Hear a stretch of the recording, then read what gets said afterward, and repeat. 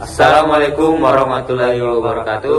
Kali ini kita akan memenuhi tugas pengganti UAS mata kuliah Ilmu Pengantar Ekonomi. Perkenalkan, nama saya Rahmat Mul dengan NIM D1A125046. Dan saya Muhammad Erik Lumasa dengan NIM D1A125043. Nah, pada video kali ini teman-teman, kami tidak ingin membuat video di mana kami hanya menjelaskan begitu saja materi yang diberikan oleh ibu dosen. Nah, kali ini kami juga ingin memberikan tutorial dan mengajar kepada kalian semua bagaimana sih cara kami mengerjakannya. Oke, kita masuk ke sesi selanjutnya terkait soal-soal. Oke, kali ini kita diberikan 5 soal berbeda, dan soal pertama tentang pendekatan produksi atau nilai tambah. Jadi teman-teman yang belum mengetahui nilai tambah itu apa? Nilai tambah itu peningkatan nilai suatu barang atau jasa setelah kegiatan tertentu. Nah, teman-teman, pada soal pertama ini itu kita diberikan 3 sektor utama yang masing-masing sudah kita sebut sebagai sektor A, B, dan C. Nah, masing-masing sektor tersebut memiliki nilai output dan input berbeda. Di sini kami disuruh untuk menemukan nilai tambah masing-masing ketiga sektor tersebut.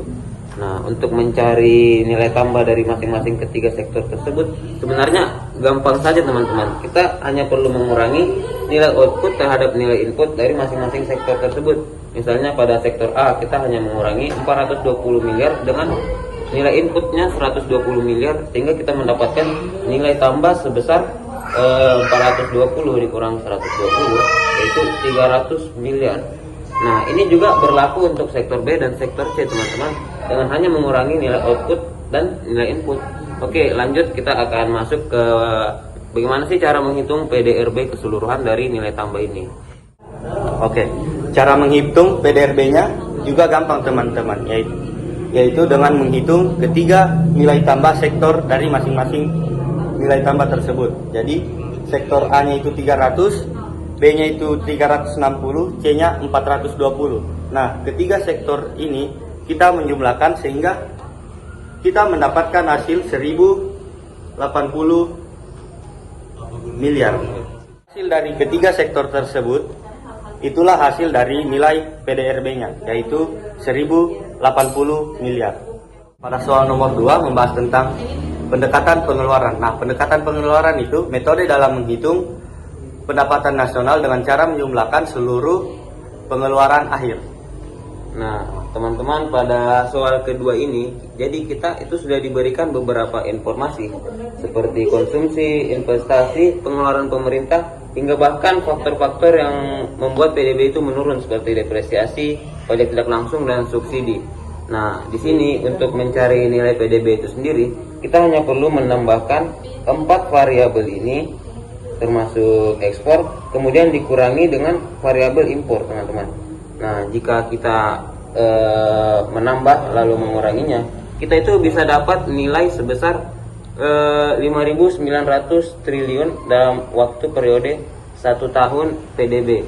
Nah, tapi PDB ini sebenarnya masih kotor, teman-teman. Kenapa alasan seperti itu? Karena belum dikurangi oleh modal. Nah, modalnya ini bergantung pada depresiasi, pajak tidak langsung, dan subsidi. Nah, untuk pendapatan yang sudah bersih itu kita biasa menyebutnya sebagai PNN. Nah, PNN ini adalah PDB 5.900 triliun yang dikurangi dengan depresiasi, pajak tidak langsung, dan ditambahkan dengan subsidi, teman-teman. Nah, ketika kita mencarinya, kita akan mendapatkan nilai sebesar 5.500 triliun untuk PNN atau pendapatan bersih dari pendapatan nasional yang diterima oleh negara dalam waktu satu tahun periode. Oke, kita lanjut ke Soal nomor 3. Kita masuk pada soal nomor 3 tentang pendekatan pendapatan. Nah, pendekatan pendapatan itu teman-teman, metode untuk menghitung pendapatan nasional dengan cara menjumlahkan seluruh pendapatan yang diterima oleh faktor-faktor produksi. Nah, teman-teman, sama seperti sebelumnya, di sini juga kita dikasih informasi beserta soal apa yang akan kita cari. Jadi pada soal kali ini kita disuruh mencari berapa pendapatan nasional berdasarkan pendekatan pendapatan dalam waktu periode 1 tahun. Nah, untuk mencari pendapatan nasional tersebut, kita perlu menggunakan informasi-informasi ini untuk dimasukkan di rumus ini, teman-teman. Nah, pada rumus ini terdapat pendapatan nasional sama dengan pendapatan faktor produksi ditambah pajak neto dan ditambah penyusutan. Namun yang perlu kita perhatikan bahwa di sini tak ada informasi mengenai pendapatan faktor produksi dan pajak neto.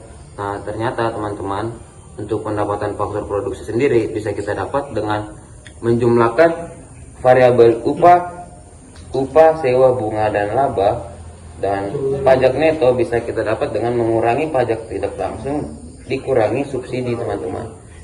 Ketika kita sudah menyelesaikan persamaan-persamaan ini dan ditambah dalam penyusutan, kita akan mendapat nilai sebesar 4.800 triliun untuk satu periode, untuk 1 tahun periode pendapatan nasional berdasarkan pendekatan pendapatan.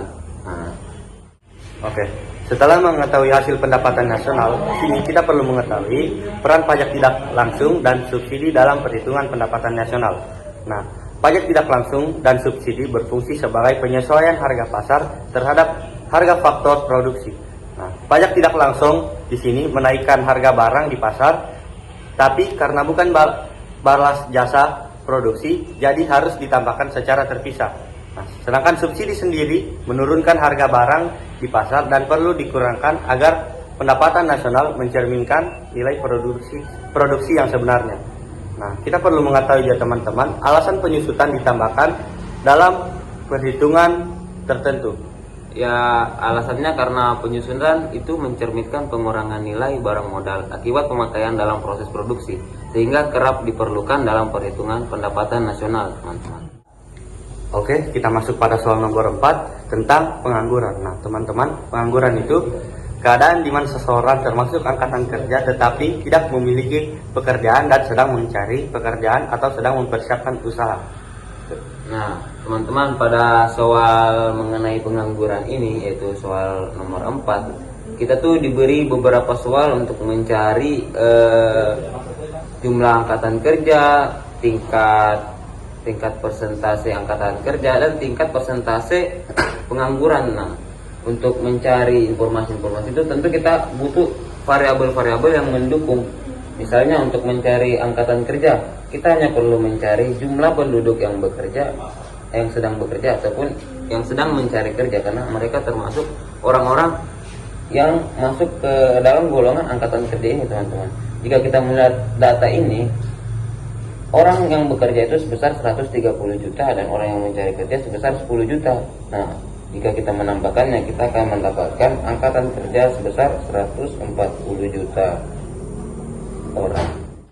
Nah, masuk kepada tingkat persentase angkatan kerja, karena kita telah menemukan jumlah angkatan kerja sebesar 140 juta sebelumnya, teman-teman, kita bisa nih mencari tingkat persentase angkatan kerja dengan memasukkan angkatan kerja dibagi penduduk usia kerja sebesar 200 juta, kemudian dikali 100%, itu 140 per 200 dikali 140%, dan kita mendapatkan persentase sebesar 70%. Untuk tingkat penganggurannya sendiri, kita bisa memasukkannya atau memanfaatkan variabel-variabel orang-orang yang mencari kerja dibagi angkatan kerja, kemudian dikali 100%, dan kita akan mendapatkan persentase sebesar 7,14% untuk tingkat pengangguran terbuka. Baik, lanjut. Oke, kita sudah membahas apa itu pengangguran. Jadi pengangguran juga itu teman-teman terbagi menjadi 2 jenis, yaitu pengangguran terselubung atau yang bekerja kurang dari jam normal. Nah, ada juga pengangguran struktural, terbiasa terjadinya perubahan struktural ekonomi. Kita lanjut pada soal nomor 5 atau soal yang terakhir, yaitu Hubungan antara pendapatan nasional dan tingkat pengangguran berdasarkan kasus-kasus atau soal-soal yang sebelumnya telah kita bahas. Oke, pendapatan nasional dengan tingkat pengangguran memiliki hubungan berbanding terbalik. Yaitu maksudnya ketika pendapatan nasional meningkat, itu justru mencerminkan meningkatnya kegiatan perekonomian. Nah, sehingga menyerap tenaga kerja dan mengurangi jumlah pengangguran atau tingkat pengangguran turun, begitupun sebaliknya. Nah, teman-teman, itu saja yang dapat kami sampaikan dan kami ajarkan. Kurang dan lebihnya mohon dimaafkan. Wabillahi taufiq wal hidayah. Wassalamualaikum warahmatullahi wabarakatuh. Terima kasih. Terima kasih.